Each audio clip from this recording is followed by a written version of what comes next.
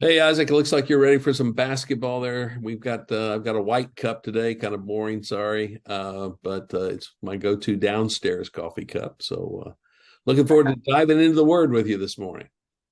Yeah, I'm full true blue today because I learned my lesson. If you remember last week, I had kind of the Yes, muted Kentucky because I said they didn't need it yet. it wasn't Well, then enough. they immediately lost that night. Yes, So I'm not making the same mistake because we did establish last week that they play based on what I wear. It is you're my country. right. Yes. So this is what we're doing today. All right. Well, I hope it's successful. If it is, I'll be back with my UK cup next week. Yeah. But we're looking at times that the disciples spent in a boat with Jesus, and we're trying to learn some lessons from what they learned in their encounters with Jesus in a boat. And today we're in Mark chapter 4. We know it as the time that Jesus calmed the storm. And there are two lessons that I think we can learn from the disciples. Number one, Jesus is the Lord of the journey and the destination. But also, another lesson for the disciples to learn is ask better questions. Because they ask a question that has all kinds of problems with it. We're going to talk about that today. But let me read the passage, then we can get into it. It says in verse 35, Mark chapter 4, on that day when evening had come, he said to them, let us go across to the other side. And leaving the crowd, they took him with them in the boat just as he was, and other boats were with him. And a great windstorm arose, and the waves were breaking into the boat so that the boat was already filling. But he was in the stern, asleep on the cushion. And they woke him and said to him, Teacher, do you not care that we are perishing? And he awoke and rebuked the wind and said to the sea, Peace, be still. And the wind ceased, and there was a great calm. And he said to them, Why are you so afraid? Have you still no faith? Ouch. And they were filled with great fear and said to one another, Who then is this, that even the wind and the sea obey him? So a powerful story of the dominance of the Lord Jesus over creation. When he tells the wind to stop, when he tells the waves to calm down, they don't form a committee to discuss it. They just cease, and there's great calm and peace. So what do you think about the disciples in the boat with Jesus here? There's so much of us in the disciples. Um, I think we're tempted to read the Bible and give them a hard time in a lot of cases. Right. Um, but man, you see us in the disciples, and I love what you pulled from this message today. Um, I also love the fact that when you put your notes together, you said there are at least three problems with this question that we'll go through, Right. and then you provided four problems with the question in the notes. Um, so that's a little behind the scenes there. Yes. But but I love the focus is on the question, right? Because we've heard the story a lot. We hear Right. the story, and we usually our takeaway is that Jesus controls the storms, right? Which is a very accurate and good takeaway. Right. If you're going For into a storm, story. make sure Jesus is in your boat. Yes, yeah, and just and trust in Him and who He is, and I think that's we see here that the disciples have not fully understood who Jesus is, Right. which is something that they don't really that doesn't really happen until after he leaves them, right? After the resurrection, he goes back to heaven, and then the Spirit comes on them. Right. Which They he don't gives really them understand. capacity then to understand it all. Yeah, because even after Jesus is resurrected, they still haven't fully grasped it. No, they're Um, still like, okay, is this the time? Is this the time? Are we going to do but it? they're early in that process here, and I think that's we're all on that process too. Right. We are all getting to know Jesus better, and he's with us through that journey. But every time we return to the story, is there a deeper takeaway? Is there something that applies to our life? I think we always start as we read through the Bible with understanding God and learning about Him. Which in Right. this story, then Jesus controls the storms. But then we transition to, okay, but if Jesus returns the storms, what can I learn from how the disciples interacted with Jesus that applies to how I interact with Jesus today? And so I think I just walking through these notes this morning, I feel like I learned a lot. So I'm looking forward to kind of going through it. Good. Well, let's look at the question they ask. Their boat is being swamped. The wind and the wave, it's relentless. They've encountered storms before, but apparently not one like this. They think they're dying. Jesus is taking a nap. I identify with that. Jesus is on the cushion in the back of the boat, taking a nap. And he was worn out from a busy day of ministry. This is at the end of a day of ministry. And so they asked the question in the panic of the moment, "Teacher, do you not care that we are perishing?" Now you know what how I've always read this, because I feel like, we just got done doing Jonah, and Jonah made some crazy comments that were dramatic in nature, right? right, And so I don't spend a lot of time on boats in right. sea. Me, I don't. I've never been over to this part of the world to know how. I've always thought this was kind of a smaller sea, to where the storm comes, and I always felt like there was a little overreacting here from the disciples. Yeah. Yeah, it's a bad storm. We got to work, and there is some threatening to it, but that we're all perishing. Like, did that happen? Were there a lot of ships that wrecked and entire boats of people died on the Bodies Sea of floating Galilee? everywhere. Are we on the Sea of Galilee here? Yes. Like, Yeah. This is the yeah, Sea of Galilee. we go to the sea. Are there shipwrecks at the bottom of the Sea of Galilee? I don't know. Well, and this was nothing close to a ship. I mean, this was a little fishing boat. And the Jesus film enactment of it really helped me understand little boat in big storm is a big problem for every. Yeah. And So there were it probably 13 of them was crammed into this boat. So it probably was life threatening, but just sometimes I read that because we tend to overreact in life. oh, not that we would ever do that. Jesus, don't you care that we're perishing here? Oh, like stuff starts to get paper cut. Yeah, stuff starts to get hard in our life. It's a little challenging, or the Christian church, like some stuff in America is not going exactly the way that we would design it. And like, well, all of a sudden we're like, oh God, don't you care that we're all perishing? And it's like you're not. But let's, for the sake of today's conversation, assume they are. They're legitimate. They believe it with all their heart, mind, soul, and strength at this point that they're perishing. And so, teacher, don't you care that we're perishing? Okay, so let's look at the four problems with this question. First, they don't understand who Jesus is, right? Right. Teacher, don't you care that we're perishing? And that word literally means teacher. And so if he's just their teacher, if he's just their rabbi, then they're asking a legitimate question, maybe. But given the fact that who he is, then there are better questions for him to ask. So, and I read this point this morning, and we do this all the time. Right. Yes. And maybe more so with God. Like, we go to God with questions of how could you let this happen, and what is this, and why is this, and you've let me down here, and why would you, and how dare you, and I deserve this, and blah blah blah. And it's like, shut up. Do you know who you're talking to? Like, and the answer is no, we don't. You don't. Well, in your experience with Job and some of your devotions this week, you get right to the heart of that, because Job had the experience of understanding exactly who he was talking to, and it rearranged his thinking. Yes.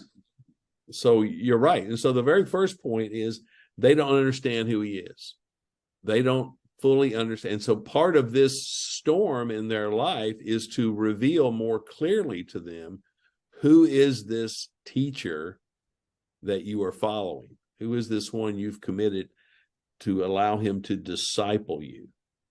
And Jesus is more than a teacher. This is something our society, and really every society since Jesus walked this earth, has had to struggle with and really come to terms with. Who is Jesus to you? And ultimately, that question is the one that your answer is going to determine your eternity, right? Right. Exactly. Like, who is Jesus to you? Is he just a teacher? Is he just everyone agrees he says some things that are very applicable to life. Right. He was a great teacher, but if that's all he was, then why would we believe what he taught? Because what he taught was that he is God. And what he If that's taught is all he there's was, one way to heaven, and it's me. And yeah. If all he was teacher, then we are perishing in a boat. Right. Because those storms aren't getting taken care of, and we are perishing in a boat. Right. Because there is no hope. If he's just a teacher, then great. He has some good ideas that we can apply to make us a little nicer to people.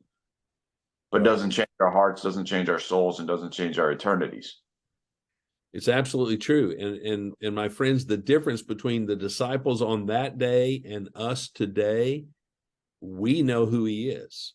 Those of us who are Christ followers, we know that he is Lord, Master, Savior. He is God.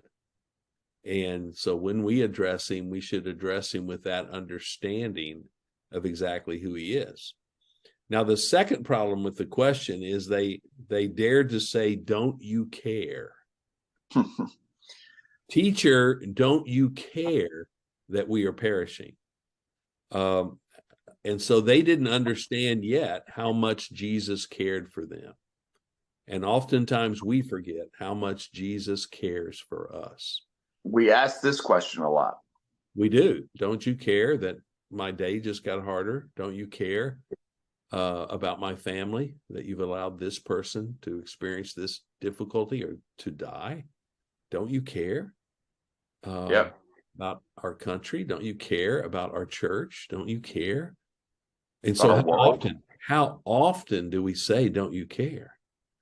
But what they're going to learn over the course of their ministry, and especially when they watch him die on the cross and rise from the grave, is he cares more for them than anyone ever has, will, or could. Including themselves. Yes. Like whenever we ask God or Jesus and we start thinking he doesn't care about us, he cares more about us than we do. We are destructive to ourselves. Yes. And so part of what Jesus caring about them is, this is a hard thing for us to grasp. Part of his caring for them was bringing the storm to them so that they could experience him. Right. Yes. Where did that storm come from? It passed through his fingers before it got to them. Think about being on the boat with Jesus when he calms the storm, just like that. Like the impact that has on you. He cared enough for them that he wanted them to experience that so that they could understand who he was. Right. They don't experience that if he's on a boat in crystal clear seas with no wind and he's like, hey guys, just so you know, like if it was windy, I could control that. Right. I'm the Lord of the wind and the sea. That hits a little differently than him being the Lord of the sea and showing it to them. But in order to show them his power, to show them his control and his lordship, the storm had to be there. Right. Right. And just so that he would be completely out of the equation until they were desperate for him, he's sleeping on the boat. He's not helping them bail water. He's not suggesting they adjust the sail into the wind or whatever. He is stepped out of the scene so that they would have to deal with the storm and get to the moment of understanding we need Jesus here. But if he was in the cared about us, he'd wake up. He was with them the whole time. As soon as the first raindrop came, they had come to him. Same resolution. They just would have saved all the work and fear and worry on their part. Right. Because what was their first choice was, we can do this ourselves. We're experienced fishermen. We can handle this. We don't need to bother Jesus. You're right. First raindrop, they could have said, Jesus, help us. But like us, they tried to fix it themselves until they realized they couldn't. And that's why they concluded they were perishing, because they had given their best effort. They had done everything they could. Right. to fix it. They realize they couldn't, so they cry out to him. And that's so, like, here in those words, a description of our lives. Yes. This could have been written yesterday about us instead of 2,000 years ago about them. And it's just, people are going to get tired of me bringing it up. Proverbs 3, 5, and 6, right? Yes. Lean not on your own understanding. In all your ways, acknowledge him. Like, that's leaning on our own understandings. We're trying to survive the storm on our own, through our own measures, through things that make sense to us to do, right? Jesus is in our boat. Acknowledge him, and he has the power to get rid of the storm. Right. Or in future stories, he has the power to have you walk on top of the storm. Like that. Right. We'll get to that. I'm sure that's a different story. We will. Absolutely. Yeah. But those seas were not clear either. No. Oh, no, they weren't. Yeah. And so, don't you care? Jesus, don't you care? Well, let's just pause a moment and remind ourselves, how much does Jesus care for us? He cared enough to become one of us. He cared enough to come and rescue us. He died for us. They're going to watch him die on the cross, an agonizing, excruciating death for them. He cares more than we can imagine. He is more than we can imagine. He is God. He's not just a teacher, but he also cares more than we can imagine. I heard somebody said this week, one of our pastors who's been in the ministry 42 years was just speaking to a group of pastors. He was just sharing some of his favorite verses. And he started with John 3:16, for God so loved the world. He said, we can't imagine how much God loves us. He's got to tell us in finite terms, but we can't wrap our head around how much he loves us. So when they say, don't you care? Yes, he absolutely cares. You're asking the wrong question, because of course he cares. He cares more than we can, like you said, more than we care for ourselves. And this is why Peter, later in his life, when he's writing his epistle, he says that you can cast all of your care upon the Lord, because he cares for you. He's going to learn this lesson. He's going to get it. But he hasn't yet in this moment. And so they're asking the wrong question. They're asking the wrong person as far as they know. They don't know who he is. They don't know how much he cares. But they also don't understand their problem. They think they're dying. Lord, don't you care that we are perishing? Well, they weren't perishing, because Jesus was in the boat, and because Jesus cared for them, they were not going to perish. They didn't have a storm problem. They didn't have a water problem. There was too much water in their boat. They didn't have a mortality problem. They weren't going to perish. In fact, Jesus, after he rebukes the storm, the more serious rebuke is for them. Yep. Don't you yet have any faith? Or why do you still have no faith? He put their faith at zero. Yeah. Which it was. Yeah, it was. Don't you care that we're perishing? Right. Wrong question. And so often this is the problem we have. This is really the only problem we ever have. Right. Because God's in control. And if we trust him and believe that, if our faith is higher than zero, because Jesus says it just has to be the size of a mustard seed. Like, literally, if it's just anything more than zero, move the needle just a little bit. Yes. That's all he needs. That's all. Well, he doesn't need it. That's all he wants. That's all we respond. He'll respond to that. All we need is faith the size of a mustard seed, and it'll move mountains, is what Jesus said. Like, and so we get so caught up asking these questions, these same questions, right? We look around us, we think we have an economy problem, or we have an income problem, we have a money problem, or we have a relationship problem, or we have a drug problem, or alcohol problem, or lust problem, or we have all these problems, right? We have a sin problem. We have one problem, and it's lack of faith, right? It's a lack of faith. And those are all problems to us if we're responsible for solving them.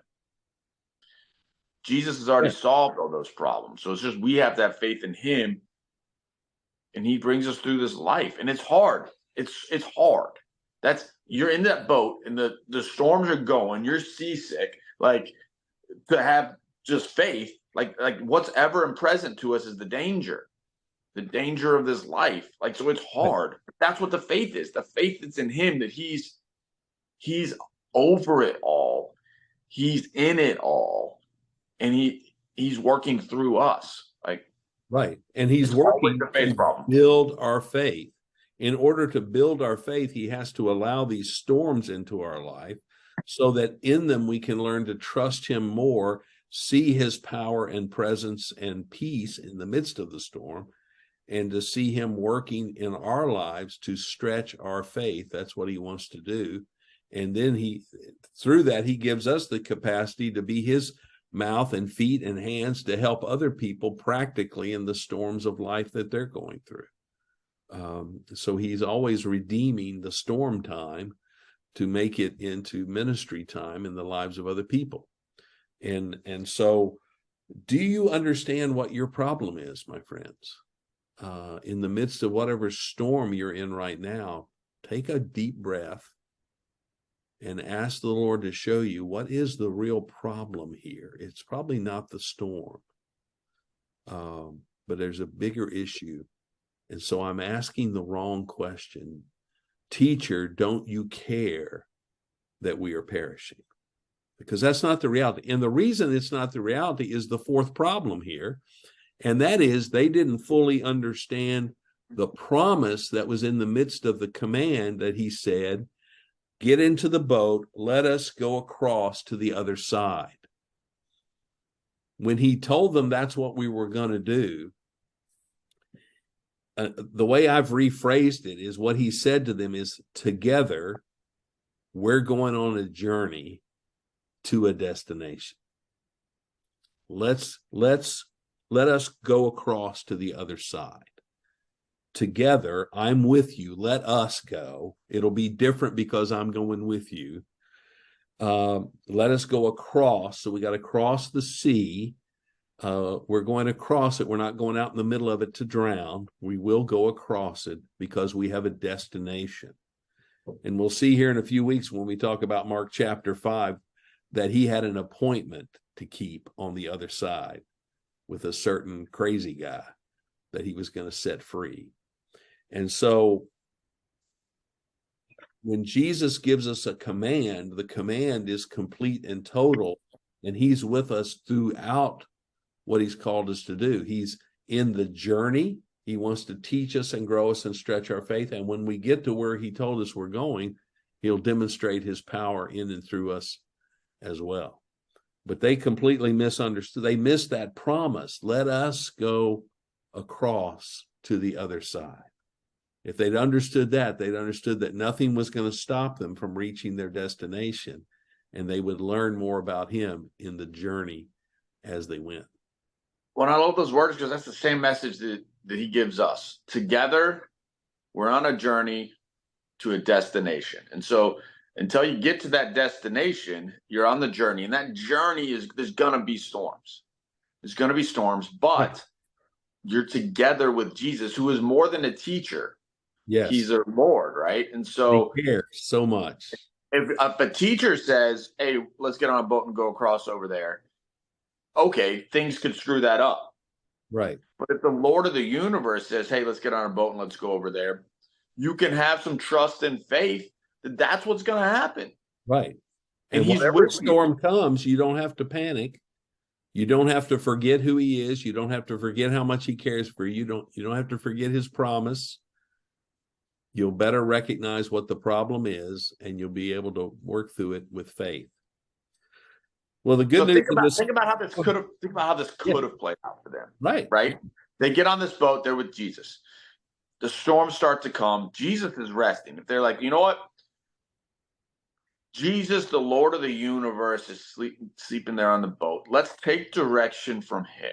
Let's all go sit down Mm. and let's rest. And so now they're sitting there and they're able to rest in him, and they're resting while this is all happening. Think Mhm. about that faith building story. Yeah, Absolutely. it's Yeah. all coming out. The water's filling up, and then at some point Jesus wakes up at his own timing Right. and says, "Storm be gone." And then it's there, and they're like, "This is the guy that we trusted." And how much more enjoyable was that journey? How much more restful was that journey? That Right. this was a time for rest for them. That as you mentioned, they've got something to do on the other side of this trip. They've got a destination that's going to require energy from them. Right.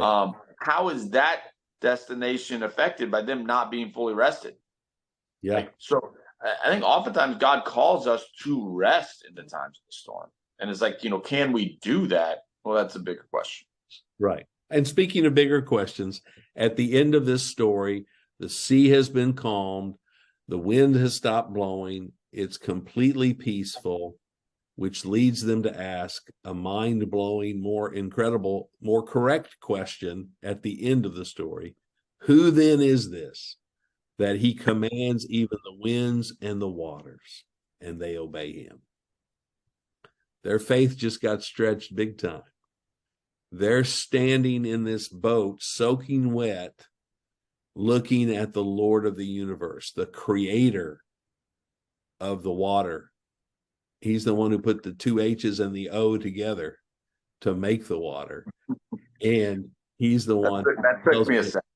He's the one who took, somehow you spell water. I was like, what? Yes. And so they're beginning now to understand who this is in the boat with them. They don't quite have it all figured out yet, but this has been a radical shift from teacher to who then is this who talks to the wind and the waves and they obey him. We've got God in the boat. And we've got God in our lives. Absolutely. Yeah. And so let's live. It's a difference maker. It's a difference maker. It changes everything. When you understand who he is, how much he cares for you, what your real problem is, and the fact that he has called us to journey with him to a destination, you understand then who he is and how to live. So he's in the boat with you, my friends. Ride the storm with him, and you'll reach the destination with an incredible story of how he was with you through the whole journey. God bless you as you go. See you next week. All right.